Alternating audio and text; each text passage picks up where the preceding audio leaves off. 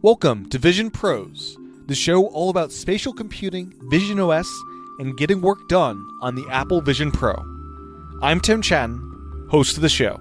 Hello there, and welcome back to another episode of Vision Pros. In this episode, we're going to be joined by Devon Dundee to talk about his visionOS 26 review, and I made a discovery for converting 2D videos to spatial videos for those that are upgrading to the iPhone Air. We can now do that in a pretty cool way that we'll be talking about on the show. If you'd like to support this podcast, you can do so over at visionpros.fm/Patreon or by subscribing in Apple Podcasts. With that, here's my discussion with Devon. Enjoy. Welcome to podcast, Devon. Hey, Tim. Great to be here. Thanks for having me. Absolutely. Thanks for making the time. And this is now, I guess, a tradition. We got two reviews under the belt of kind of going over your review and kind of basically I'm reading it and kind of finding tidbits that I think will be fun to kind of dive into here. Awesome. Yeah, I think you're allowed to call it annual on the second year, so it's the second annual time that we're discussing the review. Yeah, for upgrade listeners, I think Mike tried to call the what do you call it? Not award season. The upgradies. He tried to call it the first annual, and Jason, I think, was not sure about that. I agree with Jason on that, actually. Right, yes. So, 2 reviews on the belt. Before we get to that, this is Vision Pro related, I believe. It's heavily Vision Pro related. It's the iPhone Air. It's a tempting iPhone for many reasons. Mainly, it's just a delight to use. And me and you are now owners of this device. And last time on the podcast, I questioned you, I think, no spatial capture with that guy. And I was looking into it because as the reviews are coming out and people are talking about the experiential part of the on the iPhone Air to me, like you'd look at a photo, it's not that impressive really in a photo, but I was hearing about people's experiences of just like, yeah, just using this is just on another level of just joy and delight, and it is. So I'm glad I listened to them. And so I got one. But the one holdup I was like leading up to was like, I freaking love spatial capture, like 3D or spatial 3D videos, especially of my daughter. And I don't want to give that up because I'm the only one that takes that stuff in my family. Even, I'm the only one that cares about it because I'm the only one with the Vision Pro. So I was like, I was investigating getting like a 3D camera, the spatial capture camera. There's not a lot of them that are good out there, or if they are, they're expensive. A lot of the 3D hardware cameras I saw had very bad, like it took like a minute to boot up kind of thing. It's like, I may still look into if someone will send me one of those to check that out and see what that experience is like. But what I discovered is on the Vision Pro App Store, I was looking and I looked to just search for like spatial video or whatever, and I discovered one of the best rated apps there. It's an app called Spatial Media Toolkit, and this app had glowing reviews, so I downloaded it and I started diving into what this app does. And basically it converts both photos and videos is the special thing because Apple already does the photo thing. It'll convert your 2D videos into spatial videos. And if you pay for the unlock, I did the lifetime unlock, I paid for that, it'll then let you save them back into the Photos app, either copying the metadata so it lives alongside your existing 2D video, or it can replace the video with the one it created. And on the iPhone, I believe it would just probably look the same, but on the Vision Pro it would not. And also the Photos app on iOS, you can revert it if you don't want that in there for whatever reason. But what it does, it lets you convert your 2D stuff into 3D spatial stuff, or side-by-side if you want that output. But I was always skeptical of this stuff because I've tried some in the past with less than great results. But this one, it's like, this looks really good. And I was comparing it. I was like getting videos I shot in spatial and some stuff I didn't shoot in spatial. And I tried converting the stuff. And the stuff I was converting was looking better than the natively shot spatial videos. Because there's like, it's 30 frames 1080p for spatial stuff on iPhone, even with the 48 megapixel ultra wide that are now in the newer phones, which it's baffling Apple doesn't work on that. But the current crop of iPhones, including the 17 Pro, you're getting 1080p 30 and you're converting 4K 60 frames per second stuff, and you can turn that into spatial and it looks freaking incredible. So for those that are tempted by the iPhone Air, if spatial capture was something you were unsure about losing, this is kind of the solution for it. And so you can do, and you basically get to choose the 3D depth in the app. So I found like 0.5 to 0.7 is pretty much a sweet spot for most of my videos. It defaults to 2, which is kind of extreme, but there's quite a range you can choose from. And you can also install this on your iPad or iPhone. I have an M4 iPad Pro, so that's my fastest computer. So if I want to do a batch exports, I can do it there. Or on the Mac, there's an app there as well. Same unlock for all of them. And pretty incredible stuff. And I think I'll mainly use this in the Vision Pro because I'll probably just let me go through the day and see which ones I want to convert to spatial, and there they are. So just want to share that kind of app to those, and I think, Devon, you would very much appreciate this as well. Oh, definitely, and I really appreciate you taking the time to do the research on that, because that was definitely a concern with moving to the iPhone Air that I hadn't addressed yet personally. So I think that in the back of my mind, ever since last year with spatialized photos in visionOS 2, I was a skeptic of that when it was announced, and I absolutely adored the feature when it came out. I think I've just been convinced since then that video conversion was coming. And so right. While I appreciate the ability to capture spatial videos, I'm really looking forward to the day, or have been looking forward to the day, when I could just convert them. And it sounds like that day's arrived, and that's going to really come in handy with the iPhone Air, where you've only got the one lens. But it's also going to come in handy with all those times when I was out and about and forgot to switch to the spatial mode, or, forgot to shoot 2 videos, which is often, what you have to do so you get the best quality and the spatial. And there's just moments where I didn't think to do that. And looking back, it's like, oh man, that'd be really cool to re-experience in that way. And now we have that opportunity. So yeah, I think that conversion long-term, as it gets better, is probably going to be the better solution for a lot of this stuff. It's good to have the native option, and I think there'll definitely be benefits to that, especially as it moves past 1080 into 4K and all that good stuff. But having the ability to convert and seeing it in photos, I really do believe, even not having tried this app for myself yet, I believe that what you're saying is true, that it can be a really great experience. And I'm going to be downloading this as soon as we get off of here and trying it out for myself, because this sounds awesome. Cool. Yeah. And I was doing it on videos before I got the 15 Pro, like at the hospital with our daughter. It's like, oh, this is freaking great. It's I need to go through my library and find really old stuff and just try it out there to see. But yeah, it was pretty cool discovery. And yeah, the conversion thing, you're like, oh, I did photos, so eventually I'll be covered and they'll be able to convert this probably natively. I think Apple's probably delaying this rollout just because you can do 10, 20-minute videos in this thing and it'll just chug for a while. I wonder if Apple's worried how much CPU bandwidth this takes. It's like, does Apple really want to put in the Photos app something that might take 20 minutes to convert if it's a long video, versus a photo being almost instant? Yeah, the photos take maybe a second, and even that can sometimes feel a little bit long for Apple, just the process that they like to do.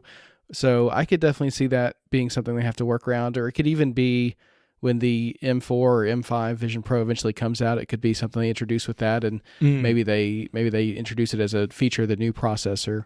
We'll see. I don't know exactly what they have in store, but I've had a feeling for a while that it was coming, and that's why I haven't been too terribly concerned about missing any of those moments with spatial video.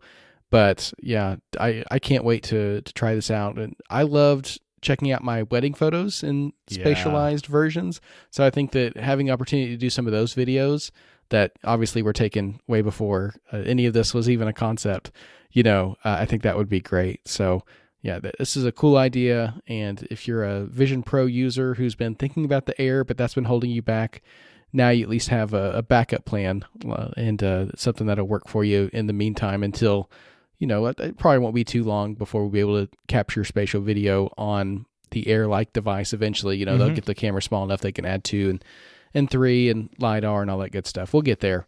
But in the meantime, this is a great way to do it. Yeah, it's such interesting, the Air. I wonder, like, if they're going to try to design, you know, the iPhone 19 around moving all the innards to the top of the phone in some way. And if that, I don't know. It'll be curious to see how this influences design overall for the iPhone lineup and other devices even. Yeah, Apple Silicon, I mean, it's completely changed the Mac, right? All the Macs look completely different than the way they did before. And now Apple's looking at other aspects of the phone and saying, can we apply what we've learned with our chips to, you know, Bluetooth and modems and things like that? And all of that, it has to have an impact on the hardware long term. And I think the Air is like a preview of that, like a step in that direction. And it's really exciting. And it's really cool that those of us who choose to take the plunge and make the trade-offs that do come with it, that we get to live with that now. I think it's kind of like the Vision Pro in that way. It's a little glimpse of what's coming. It makes me baffled at the iPad Pro that's even thinner. And I really want to look at the teardown of how the iPad Pro is built, because I think they just have more space to spread things out is how they do it there. But that's another divisive. It's just marvelous to hold as well. The thing with spatial capture, I really hope Apple just doesn't like forget about it. Just like it's a feature that exists, because it's baffling to me that, you know, we have the iPhone 17, the base iPhone has 48 megapixel ultra wide now, and they still haven't touched the quality output from spatial capture. It seems like there's definitely the data to make it higher quality, unless I'm missing something. Because we started at, I think it's 12 megapixel was the original spatial capture iPhone for that ultra wide sensor. So it's weird.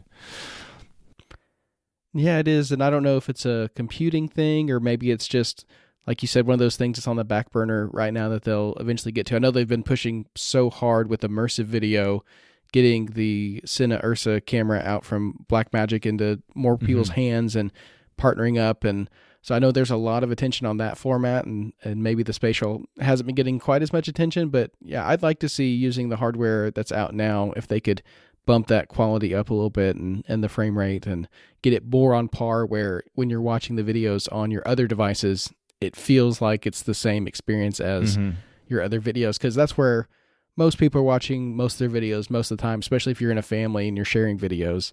You're not watching them on Vision Pro all the time in spatial mode. So yeah, I'd like to see it. I think it'll get there. It's just gonna take some time. Yeah, I wonder if it's a data size issue too. It's like these are too big of files, and maybe it becomes a Pro only feature. And if you have like a terabyte phone or something that lets you do it, I don't know how big this stuff is. I mean, it's got to be smaller than the Pro RAW crap or video version. Like that stuff's enormous. So I can imagine it not being too bad. Speaking of cameras, in your review, Insta360. I'm going to quote this here. Commonly sent you one of the action cameras, the X5, so you could try capturing, playing back your own 360-degree videos. The process could not have been more simple. I captured video on the camera, transferred to my phone via the 360 app, and synced it over to iCloud with my Vision Pro from the Files app. You were able to view that video just in the Files app, and then hit the full screen button, and then become a 360 video, kind of like the TV app, how you can watch the fully immersive stuff in 3D, 2D, kind of the square version. And then these backgrounds sync across devices, include spatial depth layer on visionOS. So I'm curious, it's an iOS app. Is there a way, did you see if that iOS app exists on the Vision Pro to transfer directly to the Vision Pro in any way? You know, I didn't try it. I think they have an iPad version, and I can't remember if it was in compatibility mode on the Vision Pro or not. I'm very new to the 360 degree stuff, so I was kind of searching how to even get the video off of it. And for part of it, I actually ended up just plugging straight into my Mac and using it as like an SD card as well, like, you know, just the old school way with a cable. So I need to double check if the iPad app was in compatibility mode or not. That'd be interesting, because that would be a great way to do it. Yeah, and Is it an SD card that's on there? What's storing the data?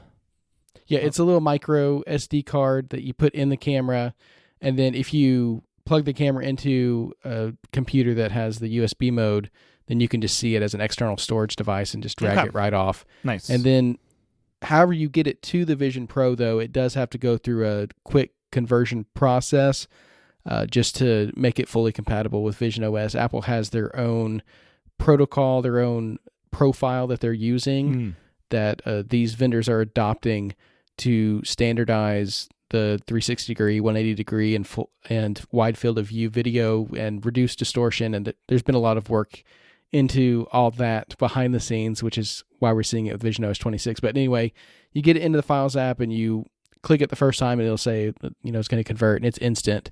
And then it's really cool because you're watching the video through like a window, and you can move your head around a little bit to see, okay, there's more there than I'm seeing.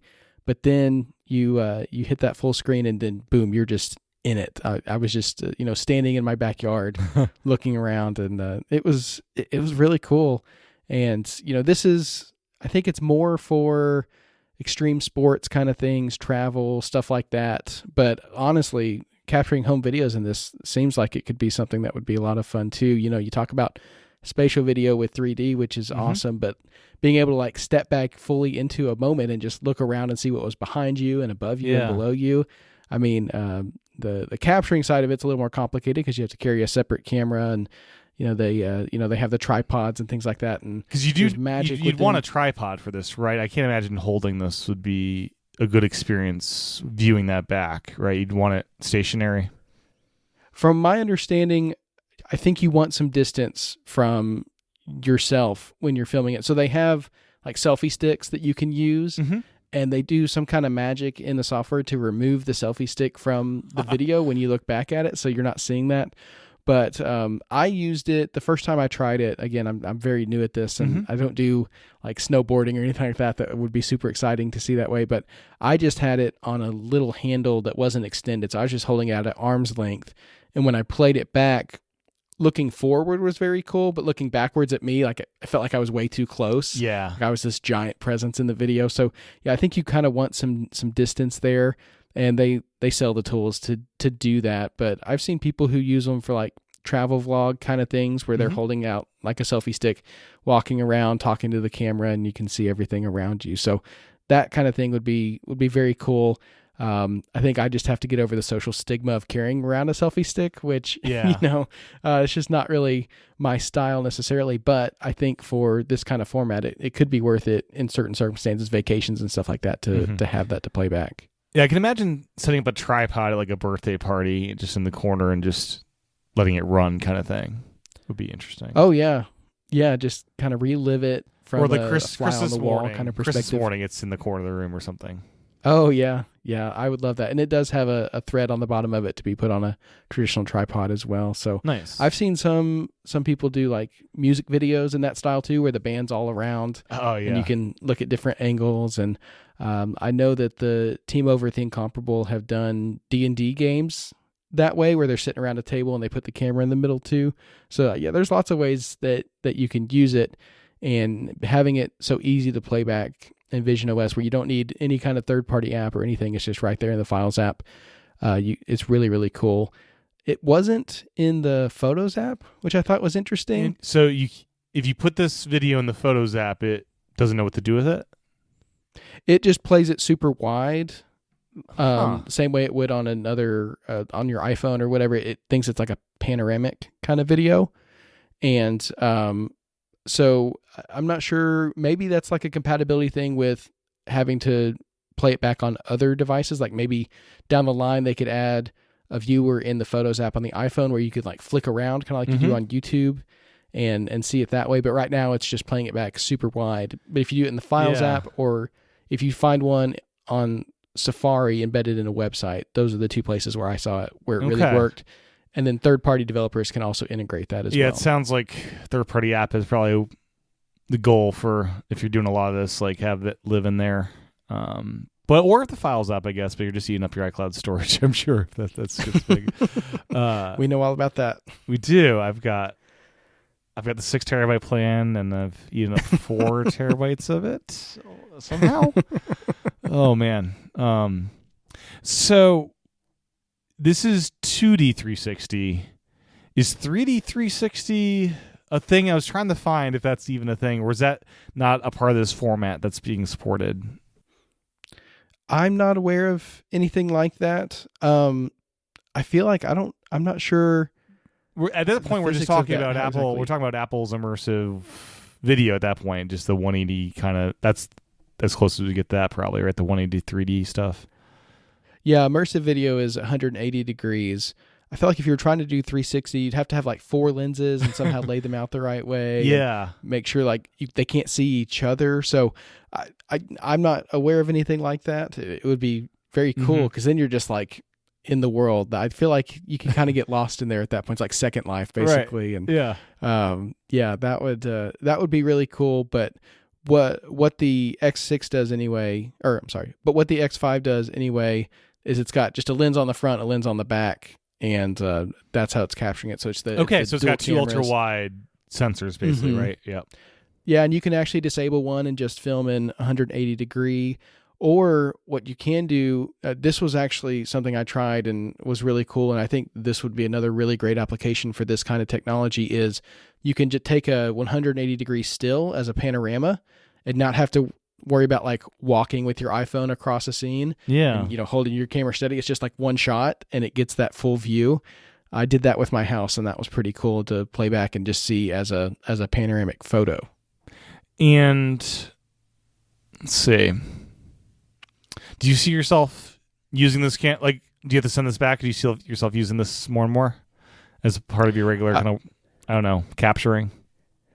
My plan right now is just to keep testing it out and see if I can get better at capturing the 360 degree view and mastering the accessories in terms of learning more about just the standards of the format. Because what I was doing for the review is basically just making sure it worked and seeing like what the emotional experience was. But now that I've got a little more time, I think what I'd like to do is really take it out to some events and play with different links and accessories and see what I can get there. So yeah, I'm really hoping to learn more about this. I'm a total newbie on the format, but there's lots of people out there doing it and doing some really cool stuff. I'd love to give it a try. Nice. And spatial video versus, the 360 stuff, they're different. Do you have a preference one way or the other? I guess up close and personal stuff is the spatial, and then more like just capturing a scene at a distance, that'd be the 360. Is that kind of how you see it? The way I look at it is more like a difference of access right now, because in order to film immersive video, like that's really high-end stuff that you have to be like a professional studio to have access to that kind of thing. And so Apple's all in on that. They're pushing that as much as they can in terms of professional productions and making as much of that content available to people as they can, which is awesome. But I think what we're seeing with visionOS 26 is the inclusion of, but there's also other ways of doing this that are also immersive that more people can access, and we don't want to cut anybody off from that. And so Apple's kind of choosing to be a part of that greater atmosphere with the Vision Pro, and it just opens up a ton of content to people. So to me, immersive video is always going to be the gold standard in terms of professionalism and emotional connection and things like that. To me, this is more home videos or people who are just going out for fun and that kind of thing. And what I'd love to see eventually is YouTube to get on board with this protocol that Apple has done, because there's a ton of 360 degree, 180 degree video on YouTube, and that's not currently compatible. So, but that kind of thing where people are just posting and sharing and doing it more from, there are people who do it professionally on YouTube, but doing it more from that perspective, to me, that's what this is opening up more. So yeah, I think it's a little bit of everything. It's whatever you can access. Now you can create this content, and getting a 180 degree, 360 degree camera is much more accessible than getting into Apple immersive video for sure. Yeah, these are in the $300 to $500 kind of range, I think.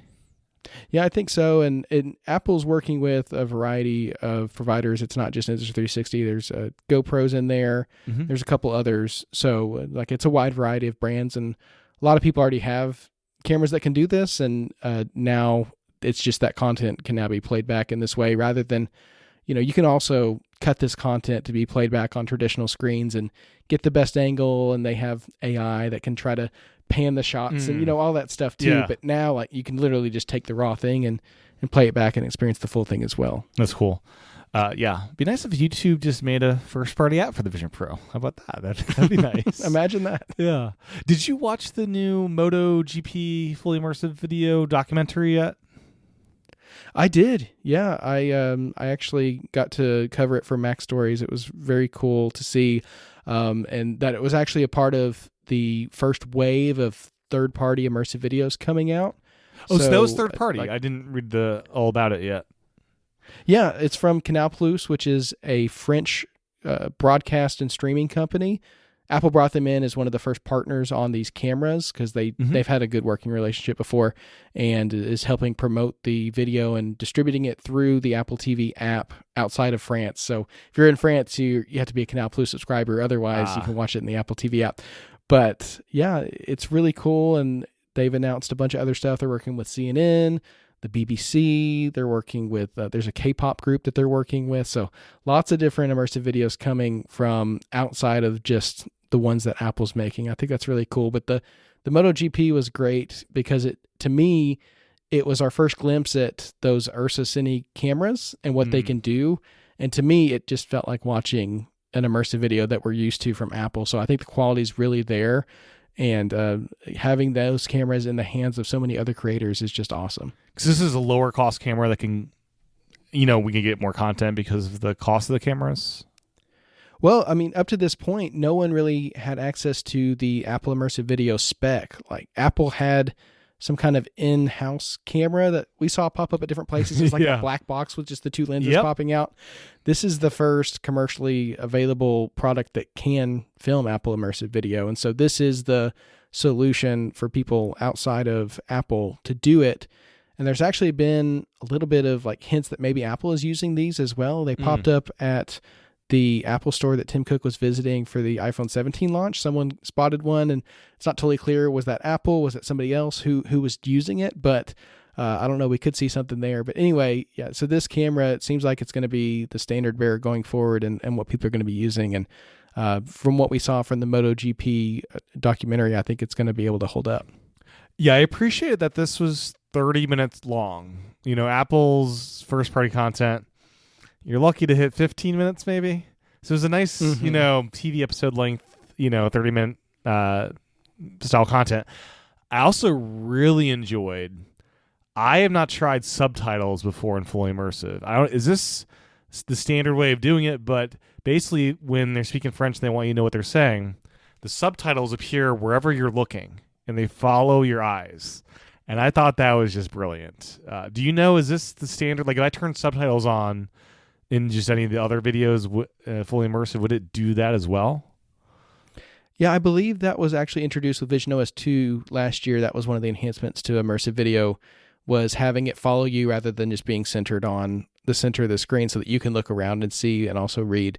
So, yeah, for a lot of people, it's probably the first time you're experiencing it because it's the first time you're seeing Apple Immersive Video in a language other than English that needs those translations. Yeah. But yeah, I believe that's been around since visionOS 2, and it's a great accessibility option in terms of allowing people to take it in while also, being able to read what's going on.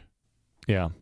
So, also in the review, I wanted to just talk a bit about widgets, and I didn't really realize this was a thing, but here's from the review. The widget can automatically add more information, such as a track list, in response to basically how close you are. If you're close enough to read it, basically, it's going to add more information for certain widgets. Additionally, visionOS widgets can adopt a special paper appearance that make them look less digital, more like real-world artwork, dynamically responding to light around them. And the light stuff in visionOS is just wild. I first noticed this in the television app where I was seeing like reflections of the window behind me in the TV. And that's just such a cool thing about visionOS. But where'd you discover is it the music app that's doing this kind of extra information? I think the music poster widget is kind of the test bed for a lot of these features. It's the sample for developers, Mm-hmm.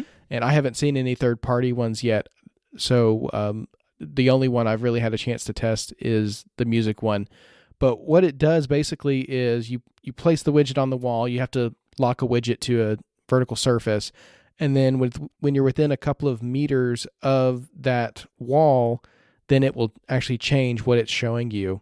And so the music one, it'll show the album art of whatever you're listening to or whatever the shortcut is to, the widget. You click on it and it starts whatever it is that it's going to play. But when you step closer to it, then it'll fill in, the art will get smaller, and then underneath it will be the track list. And so it's just this kind of recognition, I think, that when you're further away, you need it to be more glanceable. But if you're standing closer, you can get more information out of it and read more.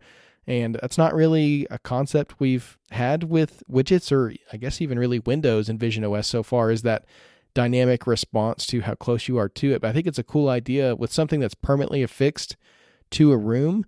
When you're walking closer to it, I think we have analogs of that in the real world, like my Ecobee thermostat. It has a little screensaver thing, or very basic screen that it shows, but then when it senses someone's close, it'll switch over to the detailed view. So yeah. I think it's a really cool idea. I'll be interested to see what third-party developers do with it. So far, like I said, Apple is using that music one as the sample for a lot of different things, including the new extra large vertical size, which we haven't seen before, because on iPad the extra large widgets are very, very wide, and here they can be these poster looking things. They look like art in your room, and it's very cool. And they're doing some cool stuff with the lighting with the widgets as well. It kind of hurts me putting the screenshots of the widgets in the review because they look so out of place, I think, on the wall, because what visionOS is doing when you're wearing the Vision Pro is it's blending all that together and it looks like it's a part of the room. But when you're looking at a screenshot of it, it kind of just looks like a picture of a room with a bunch of little digital windows copied and pasted on top of it. And that's not the experience at all when you're actually wearing the headset. And I think that's part of the problem in general with capturing any kind of screenshot or video from Vision Pro. A lot of it just doesn't transfer over to a flat experience. But the widgets, I'll say what they're doing with the lighting and making it all fit in with your environment, I've been very impressed with them. Yeah. No, they're very neat. I just wish there were more of them.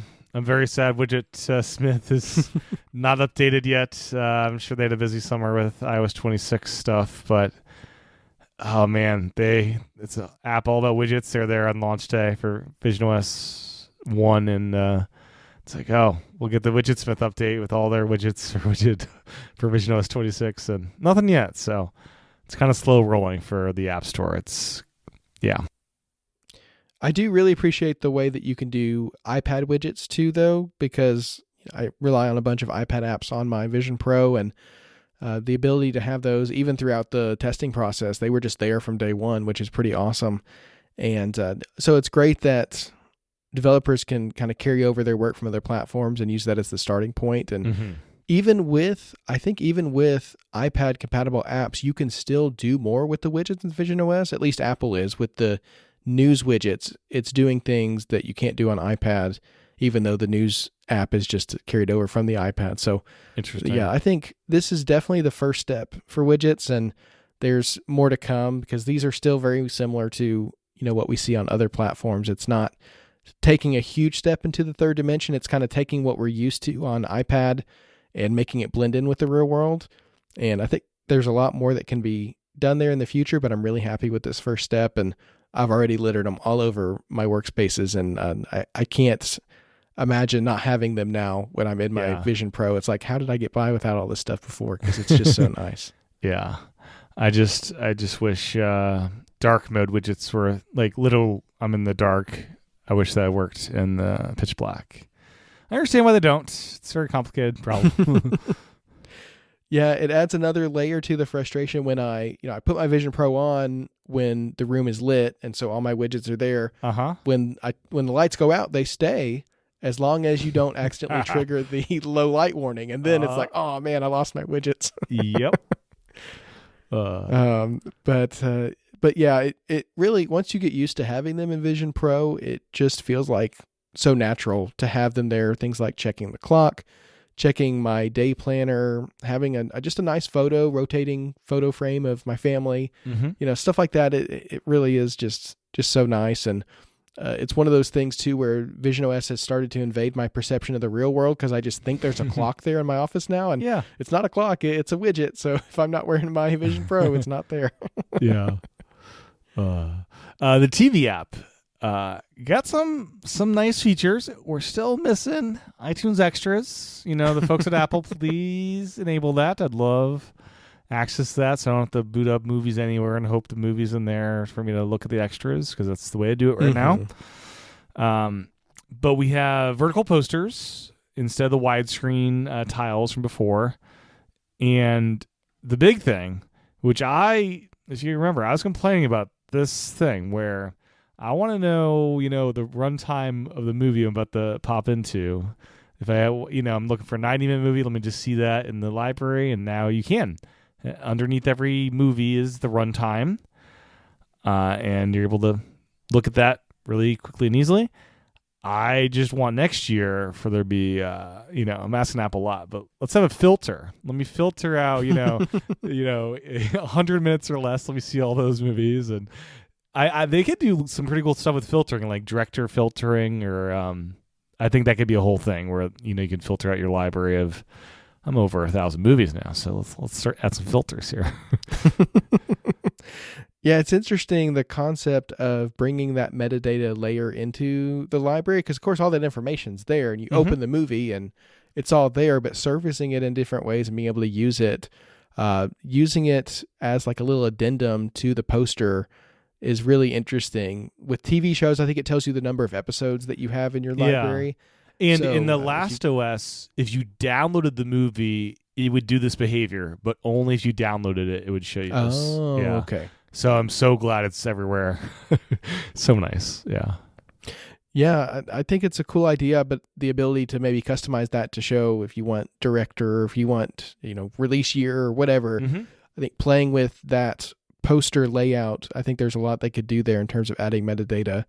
And if you look at the posters in the TV app, just in terms of like streaming shows, they have the artwork with the title of the series or film there. So they're definitely playing with that whole format, and it'd be cool to see that customizable as well. But using those data points, like you said, for search, or creating save searches or playlists or anything like that, I think that'll be very cool. But the TV app, it's such a rich app in terms of the information that's there, but in terms of being able to access it, it's not always as easy to surface that information as you might like. And so it's great to see at least a little bit of it popping through, and hopefully we'll see more of that. Yeah. And the other thing you point out in your TV section that I really appreciate is that visionOS 26 also introduces the ability for video apps to dynamically mask videos to perfectly match the aspect ratio, even when they change mid-video.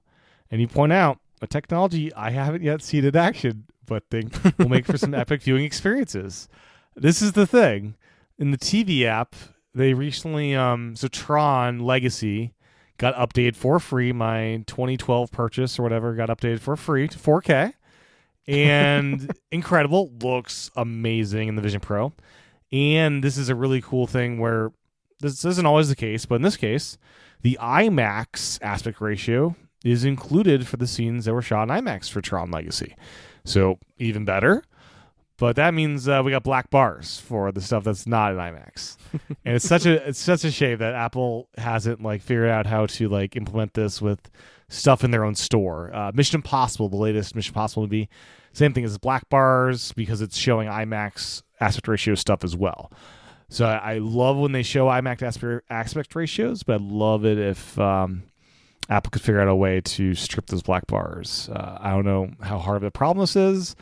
They're probably submitting these video formats to Apple. I don't know if there's a way for Apple's AI to just detect black bars and just get rid of it, because it seems like the vendor is probably not going to do it for us. Yeah, I mean, that was the thing that struck me about watching video on the Vision Pro from the start, was a lot of things, if they're natively implemented, don't have the black bars. It just plays back in its native aspect ratio. Unless it's Disney Plus where they add the black bars so in annoying. post, which is wild. Or if I'm watching on like an iPad app, which of course doesn't have that capability. So if I'm watching on Peacock, everything has black bars anyway. But it's really cool when you can watch something no matter the format without any sort of letterboxing or pillar boxing. The problem is when there's mixed formats and you don't really know how to adapt for that. I mean, a lot of them just get shoved into a 16:9 aspect ratio and just here you go. And for whatever percentage of the movie, it's fine. And then for the other percentage, it's like, oh, this could be so much cooler. So the technology is there now. I don't know how hard it is to implement. We haven't seen it. I have to imagine, again, there's got to be time codes out there somewhere that you could add into the metadata. And I'm not trying to discount how much work that would be, but it would be amazing for people watching things on here. And I hope that at the very least, at some point, there'll be a point where going forward, newer releases will adopt this. Whether or not it'll go backwards to older things, we'll see, or whether or not, like you said, if it could be implemented just on a system-wide level. But I feel like I've gotten more averse to the black bars since I've been watching on the Vision Pro because I'm used to having that experience now. And it's like, okay, anything we can do to start minimizing these, let's do it. And it's good to know that someone within Apple is thinking about that problem as well and trying to find a solution. And, to what extent this will be the solution or what it's going to take to get it implemented is kind of a wait and see thing. But at least to know it's included and it's being thought about, I think is encouraging. Yeah, if there's black bars, I'm definitely choosing like the moon or Jupiter to watch that video and to try to hide the black bars with the black environment because like I can't watch it at a bright environment and see those black bars. It's too obnoxious for me. Yeah, I mean, if you're watching the video at 100-foot screen, the black bars also grow with the size of it. So something to keep in mind. By the way, I watched the Foundation season finale in Jupiter. I was testing out that environment and just hadn't watched Foundation yet. That was an incredible combination. Also. Yeah, that was a cool finale. Yeah, so good. But now I really want to watch like Star Wars and anything space related. I think Jupiter's going to be perfect for that. Yeah, 2001: A Space Odyssey. Yeah. Oh yeah. Flip Jupiter to the night mode and just have the stars behind you sitting on the icy moon. And yeah, that was a great way to watch that finale. And I'm actually glad I had to wait a little bit to watch it because that environment was out and it was awesome. For sure. Yeah. The Foundation, just a side tangent. I was less impressed with season 3 overall, but the finale was incredible. But like season 2 was like the high point so far for me. And then like it took until the finale to be like, oh, this is why I love the show. I sorely miss the podcasts that they used to do. Oh, yes. And I think the main creative guy left, right? He moved on to different projects. David S. Goyer, season 3 was his last one with the series. And, so he did work on that one. He was involved with season 3. I think at some point during season 3, his role changed and was less hands-on, but he was involved with like the writing and all the story side of it. I think maybe at one point he stepped away from the day-to-day and then made the decision to fully step away with season 4. But I mean, that show has been through so much in terms of, the strikes and the pandemic, and it's filmed all around the world, and it's a very expensive and beautiful show, and I can't even imagine all the logistics of it. But I just love it more and more as it goes on. And I thought the third season was really great and much more, I would say, approachable than the first two because it's purely chronological, which I thought was a really great way to do it. And it covered a shorter time period as well. And I kind of see that as a trend with the show. But anyway, if you haven't watched Foundation on Apple TV Plus, I should just jump into Jupiter and hit play. Yeah, I should revisit season 3 for sure. I'm not sure. I might have been tired watching some of those. But I'm super glad to see it got renewed. I wonder how many seasons they're trying to go for the complete story. If it's 7 or I don't know how many they need. At one point, David S. Goyer said, I think it was 8, but he also wrote some like off ramps at different points because you just never know how long a series is going to last. And he said one of the off ramps was season 4. So it's possible it could be the last, but who knows? I mean, as long as it continues to perform, mean, For All Mankind is on season 5 now, I think, and got a spinoff, and so I think Apple's willing to invest as long as it makes sense. And we're getting but another, whatever it is, are we getting another For All Mankind season outside the spinoff? Yes, there's a season in the works. As far as I understand it, it's going to be season 5 of For All Mankind, and then the spinoff that's set in Russia, and then if they get a season 6, it's going to be like an alternating kind of thing. Is the plan, as far as I know. Cool. That show's been away far too long. I love that show. But anyways, the music app. How are you feeling about this year's updates to the music app? I noticed one thing kind of rolled out, I think, in the GM, where the now playing widget thing, the mini player, you can actually like search in the music app directly from the mini player, which is kind of cool. I don't know when they actually added that, because I was like, I opened the GM of the music app. I was like, here's some new stuff. It's like, this is new? I don't remember this at all. Yeah, you told me about this, and somehow throughout the review process, I missed it, and I think it had to have come in later, maybe even after they implemented the splash screens, because those kind of get added randomly throughout the beta process, and once you see them once, you don't see them again, even if they get changed later.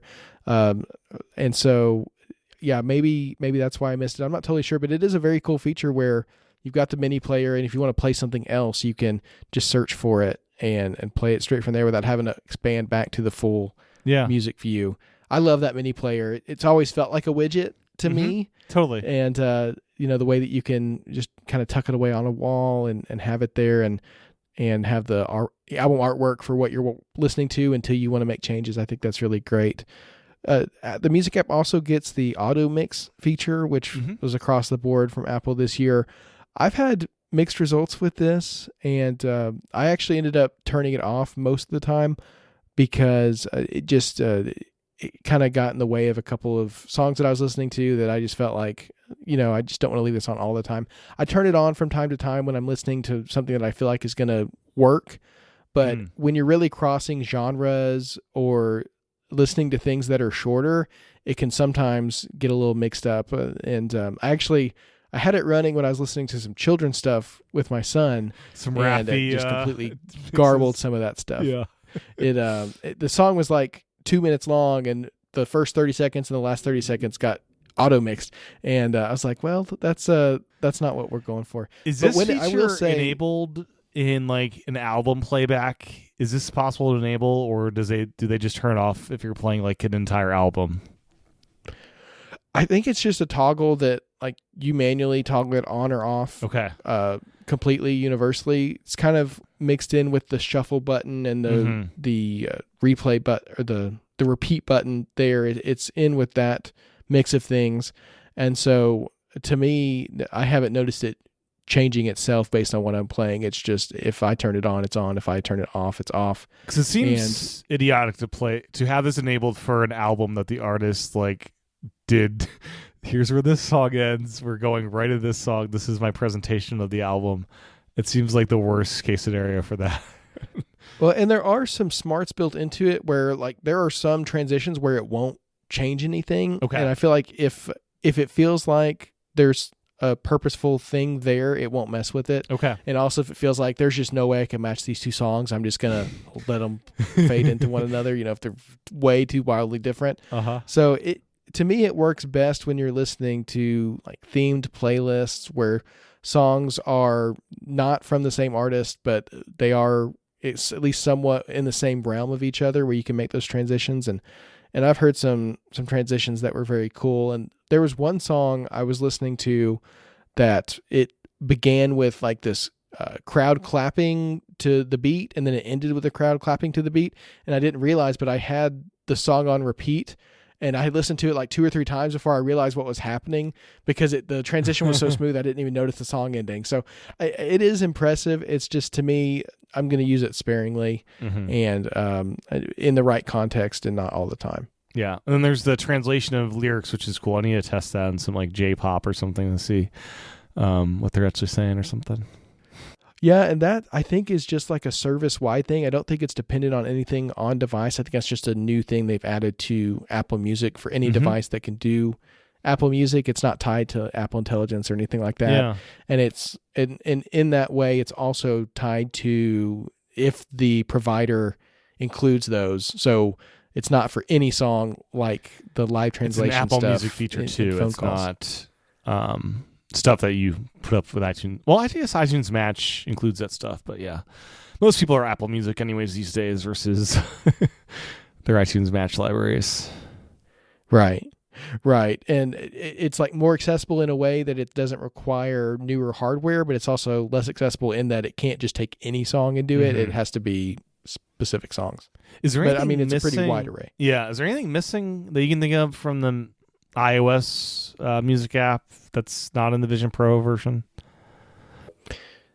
I feel like it's all pretty much in feature parity as far as I can tell. The music app is one of the apps on Vision Pro you can tell Apple's put quite a bit of effort into and really strive to make it a great example of what a Vision Pro app can be.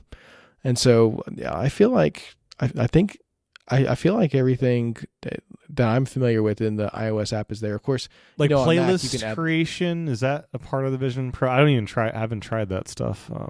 yeah, I believe Okay. it is. I think you Yeah. can manage your library in that way and pin things and all that good stuff. Okay. Can't import files like you can on the Mac, but No, that's man, that's a long-running Apple, frustration. please. I know.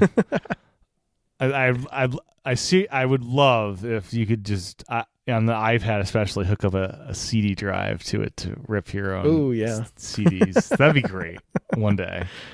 That'll never happen, but man, how cool would that be? So look to scroll. Something you point out, which I really appreciate, is look to scroll deactivates when you're editing a document, which is a great consideration because you don't want to scroll when you're trying to edit like the show notes of your podcast, for example. And look to scroll moves too quickly or slowly, you can adjust it in settings. And I've been using this hit and miss. I mostly like to just look and flick, but sometimes it's nice. I've gotten pretty into it. I will say the reason I mentioned that it switches off when you're editing is because that was not the case with the first couple of betas. And I got pretty frustrated with the feature because of that. And I actually, in my notes for the review, I had that mentioned as something to double check. And thankfully it's changed, which is I appreciate for sure. My thing is it's not available in most apps right now. Apple has it implemented in the first party visionOS apps, but it's not available in iPad compatibility mode, and visionOS developers, third-party developers, have to implement it. And as far as I know, it's not like super complicated to implement. Coming from a non-developer, I'm not assuming anything, but the way Apple pitches it anyway, that it's something that they can adopt and get in on. But so far, for me, it's been best in Safari when I'm reading articles. Just not having to flick my wrist constantly. And I don't know, we're navigating the entire system with our hands. So it's not like we're not moving our hands a lot, but if you're reading something super long, it can save a little bit of hand strain, I imagine. But to me, it's just become pretty natural that when I get to a certain point in the page, it starts moving and I'm able to keep my eyes with it because it's scrolling slowly enough that I can just keep reading, and then it'll naturally stop when I get to a point where there's enough content on the page. So I think it's really well implemented. It's a cool feature. I just, to me, what I want to see is it get to a point where it's adopted so much that it becomes something people expect rather than something that maybe pops up unexpectedly and maybe could be a nice surprise. But really what you want it to be is just a standard feature that people come to expect anytime that they're scrolling or reading content on the Vision Pro. Yeah. I was in the Photos app like 2 days ago, and you mentioned about navigating the system with your hands. I totally forgot in the Photos app you can zoom to pinch in or out in the library. It's like, oh, just like the iPad, you can zoom in and out in this app. I've done it before, but I just totally forgot. It's been so long since I've done that. Yeah, that was like the original iPad demo, right? Was being able to zoom in on the Photos app. Yeah, that was so cool. And yeah, you can still keep doing that on Vision Pro. I forgot about the gesture to go in and out of like full screen mode with Spatial Photos. And I accidentally did that, or I just thought to try it randomly. And it's a lot nicer than having to look for that little button and pinch on it every time. You can just, go in and out with them that way, because I was doing a lot of, as you can imagine, checking spatialized photos and spatial scenes and looking at the details of those and wanting to see them in their full glory. Yeah, you described spatial photos versus spatial scenes in a pretty cool way, because I had a hard time kind of like understanding what's different or why is one better than the other and what photos work better in each situation. What's your understanding for like spatial photos versus the scenes, and when's best to use what? Yeah, so the spatialized photos we saw last year, and basically what that algorithm was doing was taking the different layers of a photo, cutting them apart, and adding the distance between them so that you get a sense of depth. And that was really cool. And a lot of photos I've converted over the past year into that, and really enjoyed seeing it that way. And I like the way that when you move the window towards and away from you, you kind of get a little bit of a different depth feeling, whereas you get a little bit of different feeling in terms of how far you are away from the photo. And that's pretty cool. It can like be coming out at you, or you can be looking into a window to it. Mm-hmm. So it's the depth that you get there. With the spatial scenes, which are actually implemented across Apple's operating systems, not just on visionOS, what it's doing there is it's separating out the depth, but then it's filling in the gaps between them so that it's less like a photo that you're looking at and more like a 3D almost recreation of that scene. And so it is filled in with AI, which obviously can always go wrong. And so you have to be careful, and, people have their feelings, and I completely respect if anyone is not into this on that basis. To me, this seems like about as far as I would want AI to go. It's not creating the image. It's just trying to fill in some of the gaps of like what's behind things in the image. And so what you can do is, instead of just seeing the image as if it's like coming out at you, you can actually move your head, move your body around, and see the image from different perspectives. And so like, if you're looking at a picture of someone, and you can look like behind their shoulder if you angle your head the right way, and either based on what's in the photo or if the AI is filling that back in, you can see some details there, and just kind of, to me, it just makes it feel more lifelike, because you're that's how we are in the real world, right? If you walk around somebody, you're not seeing their face straight on if you're looking at them from an angle. And you can now do that with these spatial scenes. You can feel like you're getting that side angle on somebody, and just seeing it from a different perspective.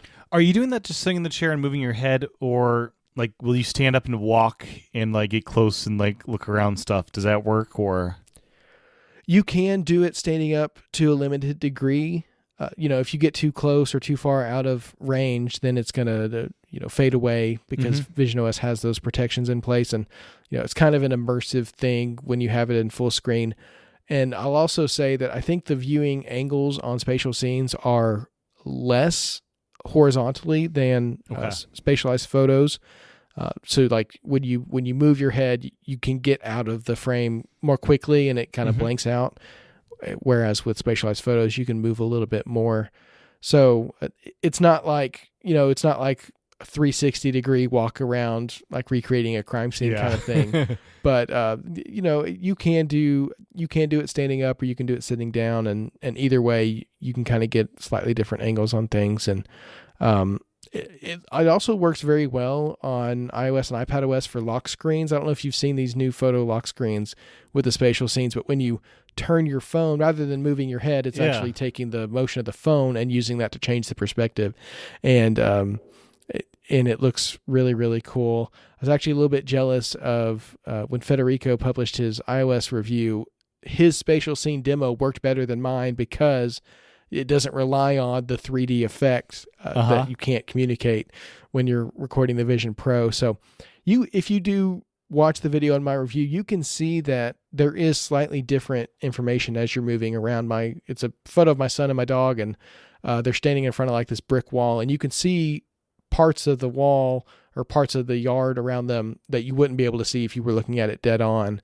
And, you think, okay, so you can see other parts of the wall, but what you get when you're in the experience wearing the Vision Pro, it's just like you're seeing that scene recreated in a way that you can be more immersed in and walk around and feel like it's more real, because it's not just a 2D thing. It's actually a 3D recreation there that you're getting to experience. Nice. As you're talking, I was just wondering, have you considered next year's review having it like designed for, or like if you're reading this review in Vision Pro, here's an asset you can click on to view what we're talking about in the most native way possible? I don't know if that's something you've considered doing, or if it's there already and you missed it. I've absolutely thought about it. I thought about it with this review, and I don't know to what extent some of the web standards have been implemented across different websites and what exactly that rollout is going to be. But what you can do with, like if I wanted to do a 3D video, you can actually provide that asset, but then also provide a backup in case someone's viewing it on a different device. And so what it'll do is it'll just dynamically load what it's supposed to based on whatever device the person is on. And so, I mean, I thought about, instead of showing a video of me opening the 180-degree video in the Files app, I thought about just putting the 180-degree video on the website. Yeah. And there's things to think about in terms of space and bandwidth and all that stuff too. Sure.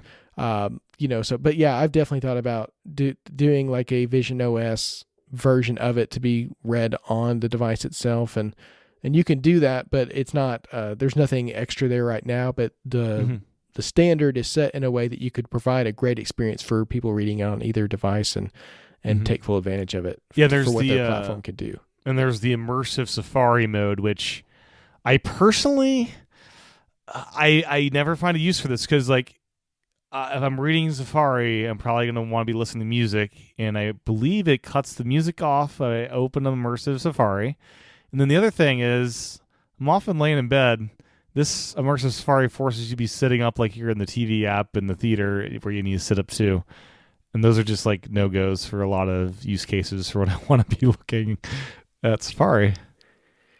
Yeah, the immersive environments from the web suffer from a lot of the same limitations of third-party immersive environments and apps, but it's actually even more so, because not only are you limited to Safari, but you're limited to that web page in Safari, and you navigate away and then it goes away. So yeah, those they're very limited. It's cool. I don't know exactly what the practical implications are going to be there.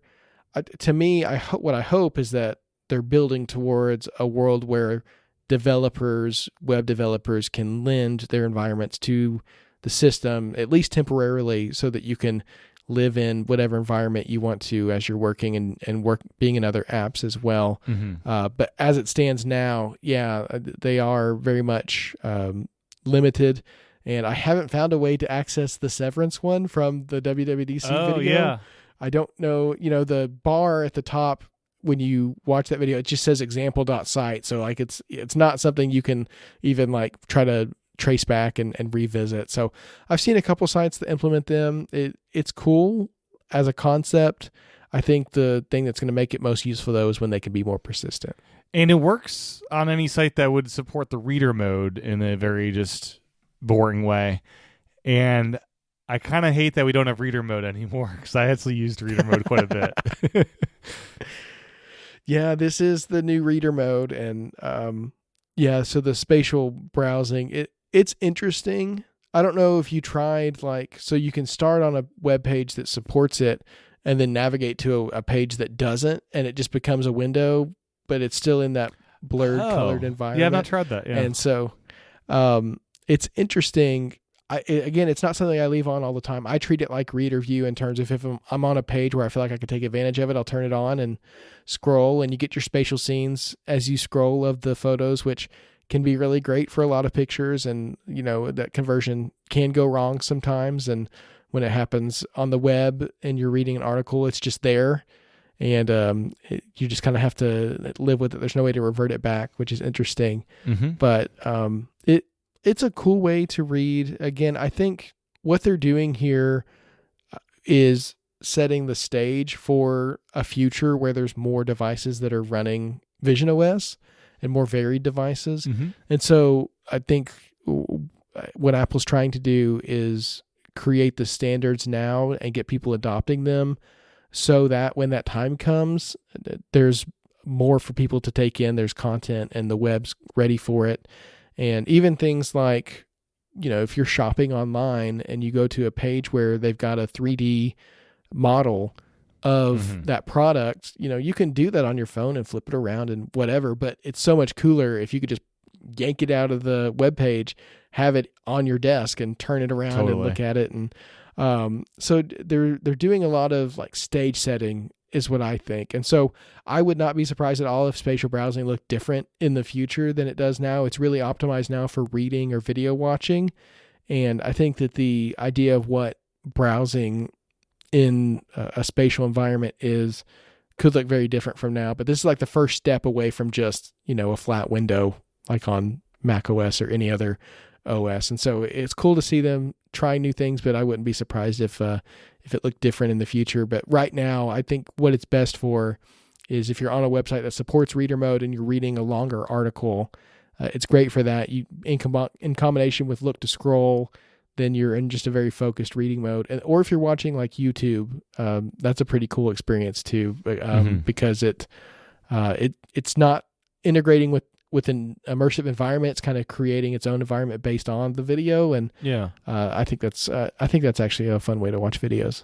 Nice. And then Apple waited kind of like watch faces till the very end to share their Jupyter environment with us. So that was some last minute testing and writing about that, I'm sure. Oh man. And then so during that process, we discovered how we had to control Jupyter, and that's like Control Center, and it pops up this little window thing. And I really hope that interface comes to other things. Like, why don't we have that for the moon and other environments that have the things Jupyter has with like more times a day and stuff? And then you also mentioned that you like running this in the faster environment because faster mode. You can choose how fast this plays back.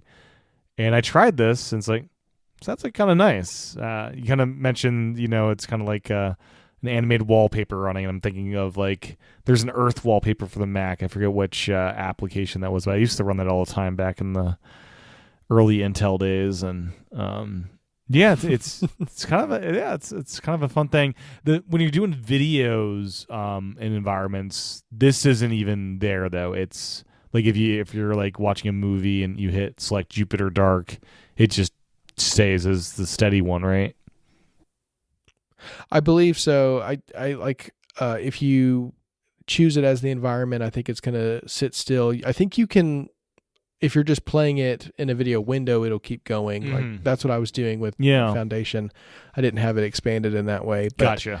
Yeah, you can do it either way depending on how you want it. And there's a ton of control in the Jupyter environment over how you want it to be. Because not only can you control the time, like how fast time is moving, but you can actually set the time of day and pause it as well. Mm-hmm. So you have, like your sunrise and your midday when like the whole planet is completely lit up. And then it's kind of like a crescent moon in that way where the sun moves across it. Or as my son would say, the moon is broken. And I have to tell him the moon's not broken. But so you can set it where you want it and leave it, or you can have it going at its standard pace, which I think Jupyter has like a 10-hour day, so it's moving pretty slowly, or you can move it pretty quickly where it's like every 5 or 10 minutes you're going through a full day. Yeah. So that is a lot of motion, but to me, having that little bit of having that motion behind what I was doing, actually, I found it to be really enjoyable. And I do like the controls as well. We're used to going to Control Center for switching between light and dark mode. This is just a huge expansion of that. And I would love to see it come to other environments. I'd love to like be at Mount Hood and be able to like induce a rainstorm. Yeah. Or, make it more cloudy, or there's lots of different things they could do here. And I don't know, depending on how exactly those environments were created, it may be hard to go back in time and add those things. But to me, what I would hope is that in time we have a lot more of these interactive environments, and that the ones the ones that we have can be updated, hopefully in some ways to be interactive, or, as we get new ones, hopefully this will be a standard for them that they'll all have some kind of interactive element. And it doesn't have to necessarily be time. There's lots of different things they could do, but it just adds a dynamism to the environments that I like a lot. And, you can go to Bora Bora and the waves are crashing, and that's cool, but this is just a whole other level, and I found it delightful. And, even though it did throw off my whole review editing process, because I already had my first draft turned in and I had to go back. That was one of the last minute changes after the event that I had to go back and add in. But it was a pleasure to get to test it out. And, I was worried that it might get lost in the mix because it was like the only feature announced at WWDC that wasn't delayed. You're like, what's going on here? Yeah. Yeah, I was hoping it wouldn't go the way of the Apple original TV screensavers on tvOS that just got completely lost to time and are probably never going to see the light of day now. So I'm really happy that it came into RC, and that I got to take out the little side note in my review where I talked about how all of the features from WWDC are in it. And I put, except for Jupiter, where's that at? Took that out. But now, like, literally everything that Apple talked about at WWDC is out. So, like, anything they have in store for us in the future, we have no idea about because they haven't pre-announced it. And that's really different from the past several years where they kind of gave a timeline, or not even a timeline, but they gave like a roadmap of these are the features coming over the next year or so.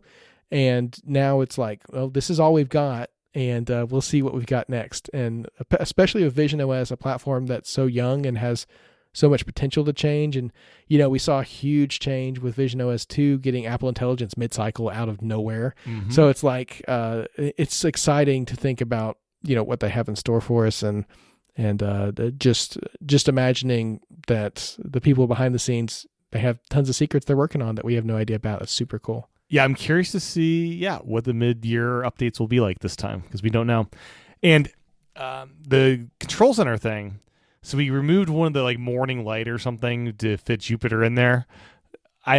They should just make a light environment and use the control center window pop-up to then select which light you want.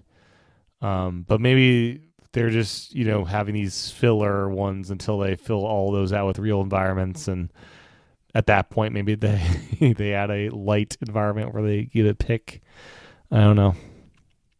Yeah, I think that's a great idea. We got folders on the home view this year, so maybe we could have folders of environments and, eventually have the solar system, and have different planets we could do there. And I don't know, you could arrange it by geography or by land type. You could have, water ones and mountain ones. I don't know. There's lots of different ways you could categorize it. But I think having the light ones.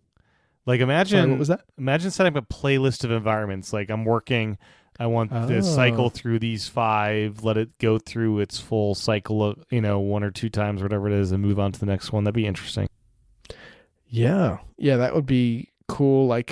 Maybe different times of day or time to focus modes. That would be awesome. Yeah, that'd be neat. Focus filters on visionOS. Yeah, let's do it. I would love to have those. How cool would be you're in Jupiter and there's some transition to the moon where it just zooms you through the outer space.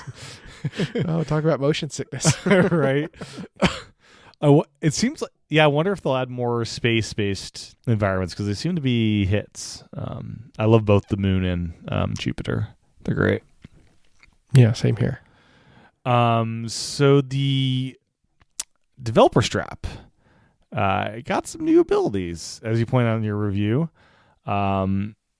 It's the developer strap has been capable of receiving USB video over UVC for some time, but it's been locked behind an enterprise entitlement, which I did not know that enterprise apps could do this. But now it's been lifted and third parties can do this.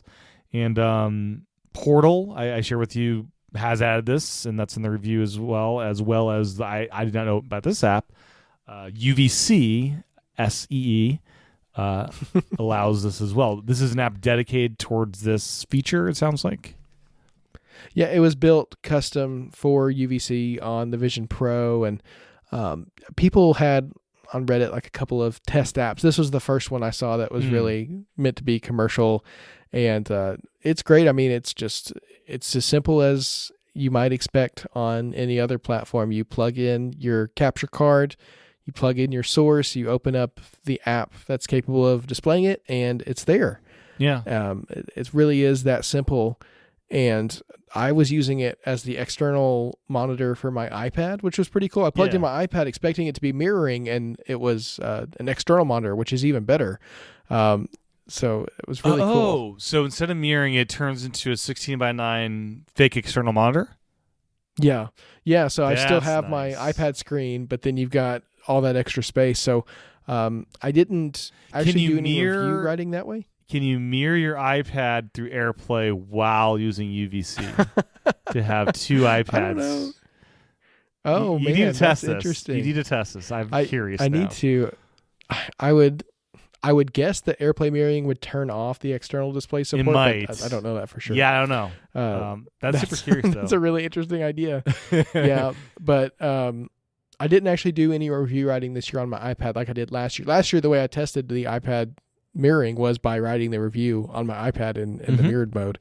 And this year I was just testing it for UVC, and it was great for that. And so if you have a use case where maybe you're using a laptop and you want to use it that way instead of with the Mac virtual display mode, or if you're if you're playing a game on like a handheld device, I think that could be a really cool use case for it as well. And have the device in your hand or the controllers for it, but then have the actual output on a huge screen. Yeah, like a Switch 2 would Pro. be pretty cool. Get a dock for Switch 2 and just pop it in there. Yeah.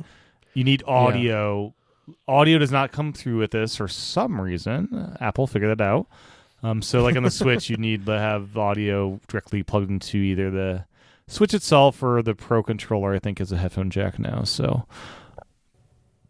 Yeah. That's another consideration, but I think there's a lot of things you could do with it. One thing I've seen people using it for is monitoring cameras, and so in a live production environment, which is actually something I've seen several examples of people using for the Vision Pro 4. You can monitor a camera input that way, and then if you got a switcher or whatever, you can pull that up through iPad compatibility mode, and that's something I do a lot of that kind of stuff at work. I've not used my Vision Pro for it just because of the wearing in front of other people aspect of it. I haven't taken that step yet, but yeah, I think there's a lot of applications there too. So it's very cool. And to me, what's just really interesting about the developer strap is it continues to get new capabilities, even though it's this device that's been out there, and it's a weird accessory because you have to be a developer to buy it. And it was meant for development, right? Yeah, right. Develop apps, Xcode, and getting better screenshots mainly. For Xcode, and then for connecting to the Mac. You can actually do your Mac Virtual Display wired. And that's another way to like reduce latency if you're in an environment where that's a concern. But yeah, it's just continuing to grow in capability. And what I hope is that this is an indication of what the battery will be able to do next time around, because that's really where most people will benefit from it. There's the USB-C port on the battery that all it does is power right now. Mm-hmm. And did you test? You should test this if you haven't already. Like a Thunderbolt dock.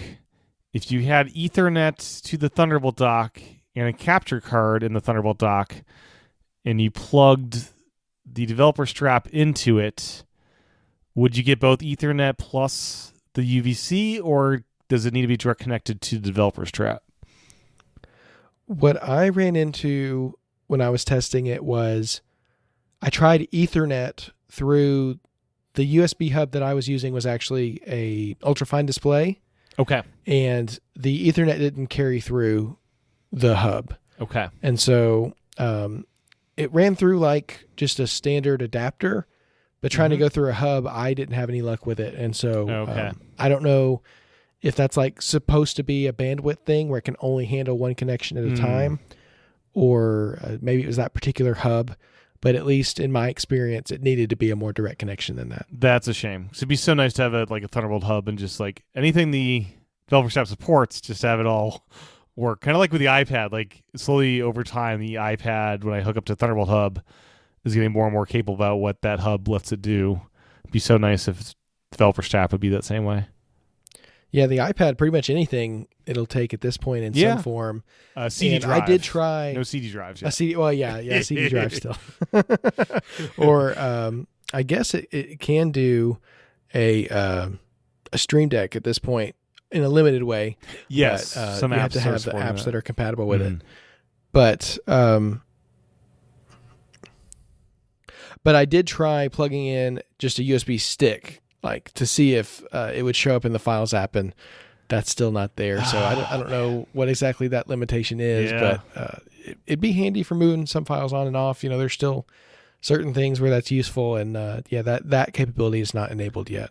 That'd be nice. Yeah, because one of my video playback apps, I've got like here's a 200 gigabyte movie in like 4K or whatever from a Blu-ray rip.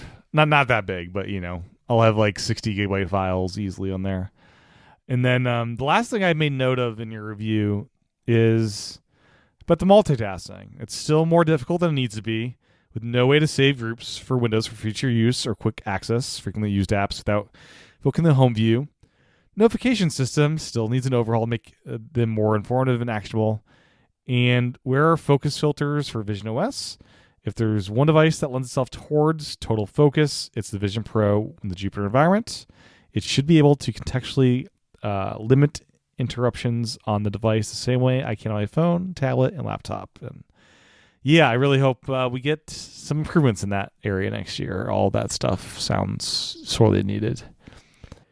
Yeah, it's interesting because the Vision Pro it's a lot of things to a lot of people, but to me, I kind of see it as two different things. It's a spatial computer, so you've got two elements. You've got the spatial, then you've got the computing, and Apple's done a lot of things in both areas in terms of, spatial. You've got the gaming controllers now that you can integrate with it, and you've got the 360-degree video. So there's lots of things happening in terms of spatial experiences that can only be had on the Vision Pro. And then on the computing side, you've got widgets and improvements to files and things like that. So they're moving in that direction, but some of the computing side of it, I feel like is still not quite on par with what we're seeing on other devices. And, with iPadOS getting this incredible multi-window setup this year, I would love to see another take on multitasking in visionOS where there's some way to switch between workspaces, to have some kind of universal way to pin certain apps that you want to open, maybe a dock of some kind.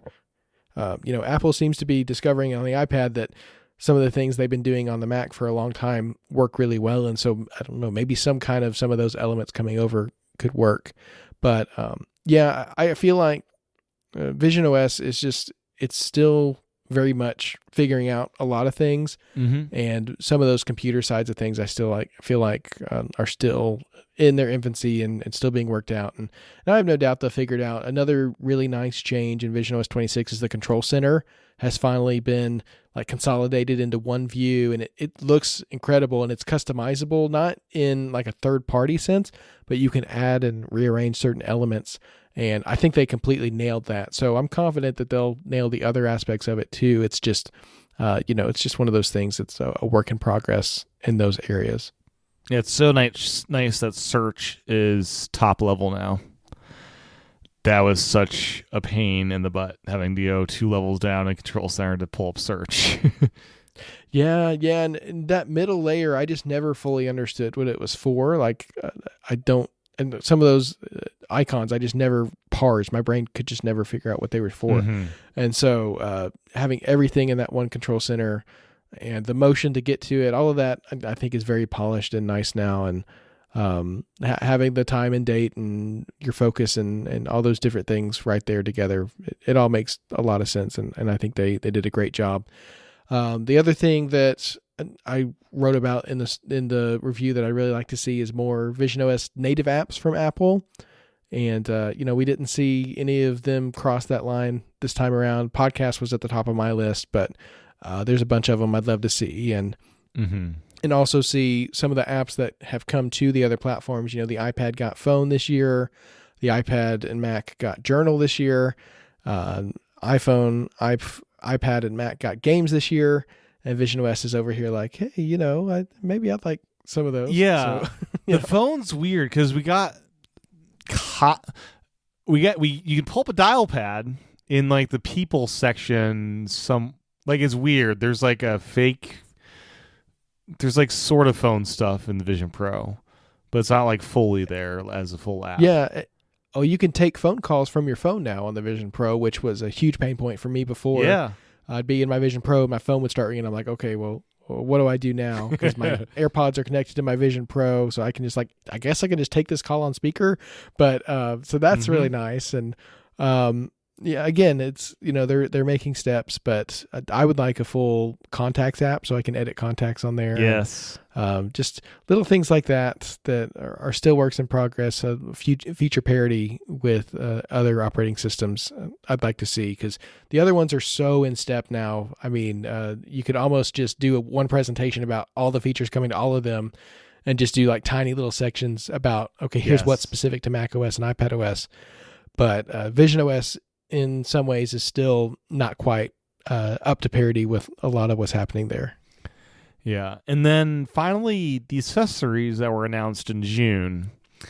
Do you think we're getting an October event for new iPads and Macs, and maybe at that event they'll talk about availability of these accessories? Like, I have the PSVR 2 controllers, but there's no way to buy those controllers standalone right now, and that the Muse...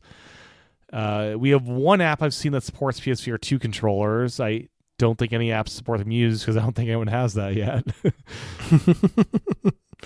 Yeah, it's interesting. We're hearing rumors of potentially a rev of the Vision Pro with an M4 or M5 coming this fall. Maybe they're waiting for that to come to release the accessories as well. I don't totally know. It just says coming later this year. And, I guess they never said for sure when those accessories were coming. The support is there in visionOS 26, and we've seen a couple of apps that integrate with them. But for most people who aren't going to buy a full VR, setup for their PlayStations just to get the controllers, it's just kind of a wait and see kind of situation. But I have to imagine that, there's some kind of planned rollout, and I wouldn't be surprised if it was with new hardware that they're kind of just packaging that all together. Right. In the not literally like a bundle, but like just kind of, letting all those roll out at the same time. Right. And then although a bundle would be cool. The bundle would be nice, yeah. And then the PS5 did get its firmware update that enables you to update the firmware of the controllers. So you can now do the multi-device pairing for DualSense, which is nice. So you can have a DualSense paired to your Vision Pro, your PS5, your iPad, and then your iPhone or something like that. Four devices, which is nice. So that just rolled out in the last week or so, I think. So, yeah, that's pretty cool. I mean, that's what we've hoped for if Apple ever did a controller that would be able to dynamically, switch between devices like AirPods do. That's still a dream. But PlayStation's, moving in that direction, which is great. Yeah. Well, anything from the review that we missed that you'd like to cover before we wrap it up? No, I think we pretty well cover it. It was a lot of fun getting to cover visionOS 26 over the summer. I remain super enthused about the platform and really happy with the way that it's coming. And I hope that we see more and more third-party developers adopting some of these things, especially the widgets. And look to scroll if any developers are getting on board with that. I'd love to test that more in third-party apps. But yeah, it was a fun summer covering it, and a good time to be a Vision Pro fan, and I'm really excited for what else they have for us over this cycle of visionOS 26. Well, cool deal.